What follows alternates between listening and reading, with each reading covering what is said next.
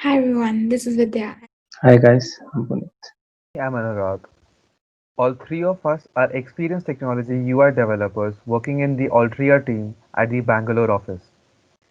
Hi everyone. Today we are very excited to present in front of you iSpy. First, let's have a look at the trend picked and our motivation behind building iSpy. The trend that caught our eye, both from an engineering and an impact point of view, was the topic enhancing user experience through visual search. It takes the human brain only 13 milliseconds to process an image, and almost 90% of information we consume is visual. We feel this use case provides customers with a better shopping experience while also helping breaking down language barriers for users with special needs. Now that you have a little idea about the trend, let's head back to iSpy's landing page and begin. iSpy is a one-stop business-to-business suite of products built by our team Code Zeppelin to enhance an e-commerce platform with next-gen visual technologies to understand their customers' demands and enrich their shopping experience. iSpy's suite of products can integrate with the client's website to provide customers with the ability to visually search for products, get personalized recommendations based on those searches, and finally view these in their own drawing rooms and bedrooms with augmented reality. All the three features are independent of one another and can be consumed separately based on the client's website needs. The client would also be provided with an admin panel to control the features with APIs. Now, meet the band of coders that have worked on this product. CodeZeppelin consists of Pavitra, Puneet, Vidya, and I, Anurag, who are all experienced technology UI developers, working with Siddhant, who comes from the business and analytics team, and Hema, who works with the infrastructure team to bring out next gen products accessible with today's consumer trends. Amazed by a product suite, Howthalon, which is a retail partner and brand, approached us, iSpy, to improve their users' journey to find specific products on their website and recommend appropriate products as well. Let's have a look at how this integration turned out by heading back to our presentation. Howathalon, which is a pseudo sports retail brand with both indoor and outdoor products, had decided to integrate with iSpy's product suite into their website. The same set of features can be used by other domains as well, such as automobile, CPG, F&B, clothing brands, brands that deal in electrical and furnitures, and much more. However, for today's presentation, Howathalon will be iSpy's client.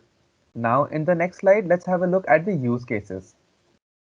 Whenever a new user visits Howathalon, he can use any of the three features, that is, visual search to recognize a product, augmented reality, and recommendations based on visual searches and other visual triggers. Some users might be looking for products that they know but can't express, like a college student. And some users might not even know the name of the product that they're looking for. I'm sure you must also be wondering what the metal ball is called. Don't bother coming up with an answer, because we have got you covered. iSpy also categorizes user actions and triggers, such as which kind of product the user searches for, which kinds of products the user searches more often, and which kinds of products and moods the user likes and shares with the world on a community page. It then recommends personalized products based on these interest matches. Now, let's have a look at the product suite in action. So, for the demo, I request Puneet, who will be visiting the Howthalon website on his mobile phone. The website has also been hosted on the Google Cloud platform. Now, suppose our friend Puneet lands on the Howthalon homepage as an anonymous user and sees this dynamic banner with the three new features. He is intrigued by the visual search feature and clicks on it. He tried searching for products on other websites by typing the name but wants to try this out. He clicks on the upload image area and decides to search for something which is right next to him using his camera and searches for this laptop bag. The API gateway hits our image recognition engine, generates the appropriate tags with you only look once, that is YOLO classification, and shares back the match tags. Based on these tags, the API gateway hits our database in the backend where the products with corresponding tags are returned. Hence, he gets these results of the various laptop bags available in the store. After scrolling to see what all has been recommended, Puneet remembers that his niece has been asking him to get her the backpack Alia Bhatt was using in Student of the Year. He had tried searching for pretty backpacks and Alia Bhatt backpacks, but did not get any good matches on other e-commerce websites. He now directly uploads the image of this specially designed backpack. As you will be able to see, the search will provide different results as compared to the previous search, specific only to laptop backpacks. Hence, Puneet gets these precisely matched products and is able to choose an appropriate gift for his needs. The image recognition engine with YOLO classification takes only 22 milliseconds to scan an image, as compared to even faster RCNN, which takes up to 140 milliseconds. This is possible because the recognition engine analyzes the designs in the backpack with the probability area in the image and recommends specific bags with the same design patterns. More about this will be explained in the technology stack slide. Now, in the next example, we'd like to show how immersive technology is revolutionizing retail by creating new types of interactions with products. Suppose a boy moves to the boarding school from his home and shares his photo on the family WhatsApp group. His grandfather stumbles across one of these photos where he can see his grandson riding his friend's bicycle. He decides to surprise his grandson with a brand new bicycle and searches for the product by uploading the photo and gets these nice recommended products. He chooses any one of them as he likes. He is curious about this 3D model loading on the screen. He reads the description about the product and really likes the bicycle and views it in 360-degree as well. He chooses the small size for his grandson from the drop down. Now, even though he has chosen the small size, he's not sure if the bicycle is of appropriate height for his grandson. With Ahotalon, he has the option to view the bicycle in its own room to encourage the real life size by clicking on the show in your own room button. As you'll be able to see, the bicycle can be transported and augmented in the client's visual reality by the click of a single button. He will need to move around the phone a little to make sure the phone's camera can recognize the environment before the cycle can be augmented. He cannot try the product in his own environment and get familiar to its details. By comparing the size with the chair in the room, he can confirm the bicycle looks of appropriate size and should fit in his grandson's hostel room perfectly. He can now buy the product with assurance by heading back to the product page. On the product page, the grandfather can click on the buy now button and the order can be shipped to his grandson's hostel now. Now, to bring out the final flavor of our recipe, I'd like to present a few scenarios with visual-based personalization driven by machine learning using our community page. The community page utilizes the Visual Search API to predict custom tags and generates appropriate recommendations on the homepage. According to Instabage, more than half of the consumers, that is 57%, are okay with providing personal information on a website as long as it's for their own benefit and is being used in responsible way. In the recommendation section, he can view products based on his interests. Looks like our user has been looking for backpacks just like Puneet. Now, suppose the grandfather from the previous example lands on the community page from the second banner. His grandson loved the bicycle and shared his photo with it. The Howthalon community page is a wishlist forum for users to upload, like, and share their favorite interests, collections, and activities. The grandfather, who is so delighted, decides to upload this photo on the community page. He can write a nice caption for the image and upload the photo as well.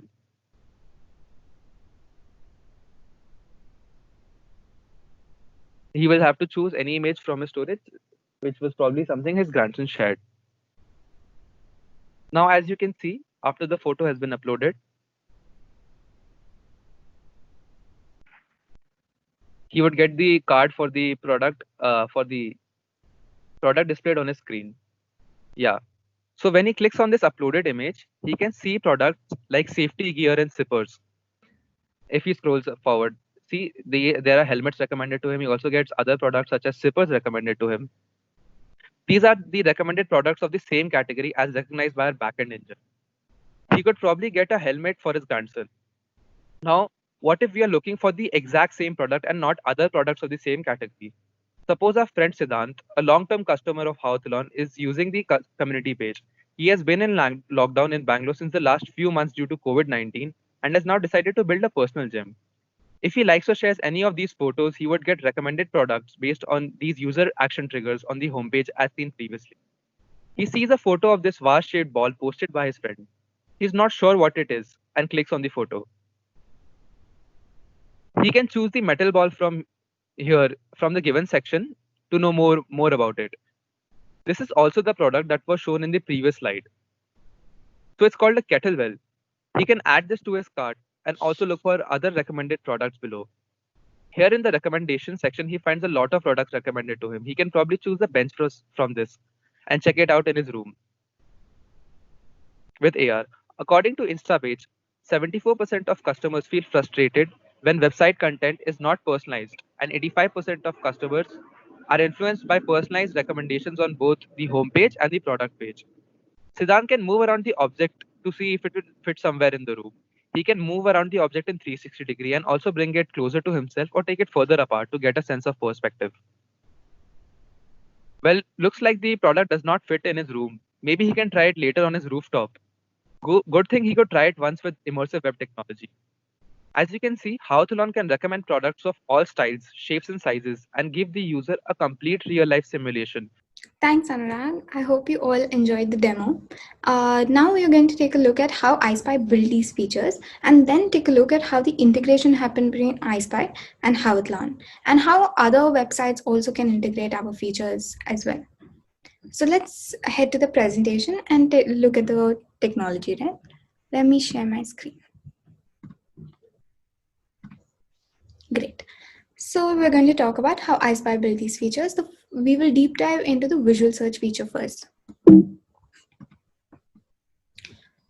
iSpy visual search engine has two layers to it. One is called the object detection layer and the other is called the feature classification layer. Let's take a look at it with an example. Let's say we are uploading this picture of a man riding a bike onto the iSpy visual search engine.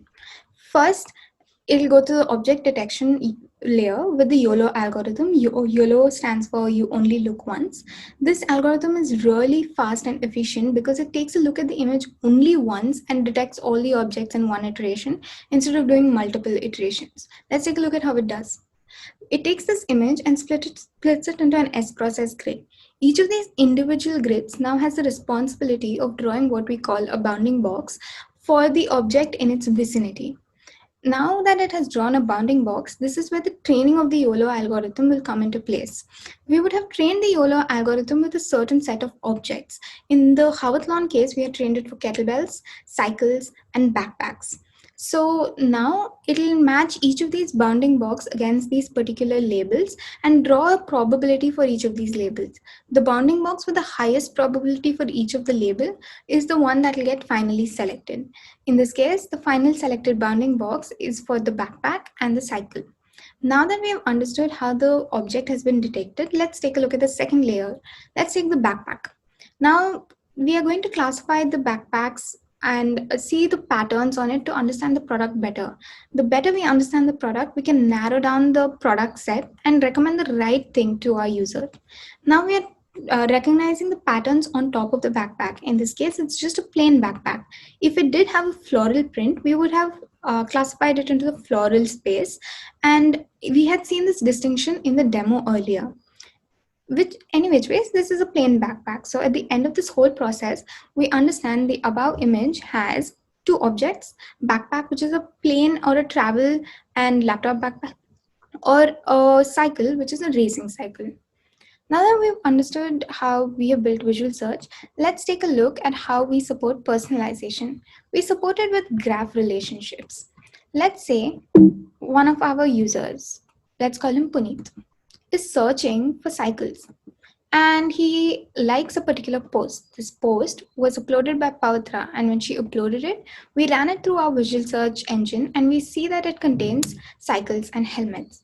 We also know that Howthlon has a few more products in the cycling space like backpacks and zippers. Now, considering Puneet's affinity, we can recommend all of these products to Puneet. There is another flow depicting another scenario as well. Let's take a look at the integration touch points now. How did Howthlon integrate it? On the visual search space, they can either choose to do integrate a pre-trained model or a custom model. In the pre-trained model, we have 80 labels already trained as a part of that set. And in case they want to train any other object outside that set, they could do that and customize it as well. Once that is done, there's an API exposed to them, which they can integrate onto their websites. How did they integrate personalization and recommendation? Like we saw, we need to understand their product set for which they have to upload their product set. Once it's uploaded, they also need to help set the context for each user. Let's say a user is coming and liking a particular product, that has to be set, that context has to be set in our graph relationships. So there's a set API that we also expose that has to be called on user actions. Once all of this has been done, they can retrieve these contexts when and if required for all of these users. On the AR space, they can upload the AR object onto our website and we hold it in our repository. They can also hit an endpoint which will help them inject the code onto their websites to help them project this particular object in 3D space of their users. Now that we've seen how each of these features can be integrated, let's jump on to the admin panel and see how it looks. Now let's take a look at the demo of the admin app. Howthlon is coming onto the iSpy landing page and is going to log in to the admin app. Howthlon has gone for the custom training model on the Visual Search space, and let's take a look at their visual search dashboard. They have backpacks, kettlebells, and cycles already trained. Howthlon is thinking of investing on tents, and they're already looking to add it to their inventory. So let's see if we can pre-train this for them. We cannot pre-train it. They would have to train it themselves. First step is to give us the name of the object that you're trying to train. In this case, it's the tent. There are two options. One, you can ask the iSpy team to train it for you, or you could train it yourself. And let's take a look at the train yourself method today. How would we train this? We have uploaded these for training, and we're going to click on each of these tents and draw what we call a bounding box across that particular object. Select the object and select its feature. In this case, it's a plain tent. Once we've done that, we complete this file, and for demo purposes, we're just going to tag one more. Bounding box, label is a tent, and it's a striped tent. Completing this and start training. For demo purposes, we're going to assume that this has already been trained and head back to the dashboard. Let's look at recommendation. We understand some of the clients who are coming in might already have this on their websites, in which case they can disable it. On enabling it, you have to give us your product catalog. This is the product catalog that Howthlon has already uploaded with us. Now that they're heavily investing on tents, let's add tents to their inventory as well, right? Now that they've uploaded it, we run it for auto tags. What we mean is we take the image and run it through our visual recognition and give as many auto tags as we can generate. In this case, this would eliminate the manual tagging process where you look at the tent and write down the features. In this case, the machine is doing it for you, and you can download this info. You can check this info and add it all to inventory. All of this will get added to inventory now. Now let's take a look at the last feature, augmented reality. Howthlon is heavily investing into tents, so they got an AR model created for them for the tent, and they uploaded. Now it's uploaded, they could go to the integration instructions and find the endpoint to help inject the 3D model into their websites. The last feature that we would like to talk about is the statistic dashboard, where we maintain the number of visual search that happened on the Howthlon site, or the recommendation clicks, or the augmented reality views. Also, we are also depicting the popular categories on the visual search and the AR spaces, and also the conversion rates of each of the products and the usage on the AR space, visual search space, recommendation, and so on. And a few purchase insights for them as well. Now let's head back to the slides. Now that we've seen how the admin dashboard is, let's head back to the slides and talk a little bit more about iSpy. These are the technology building blocks that we use to build our engines. And let's take a look at how we put all of this together into an architecture. The blue color box that you can see is the iSpy engine.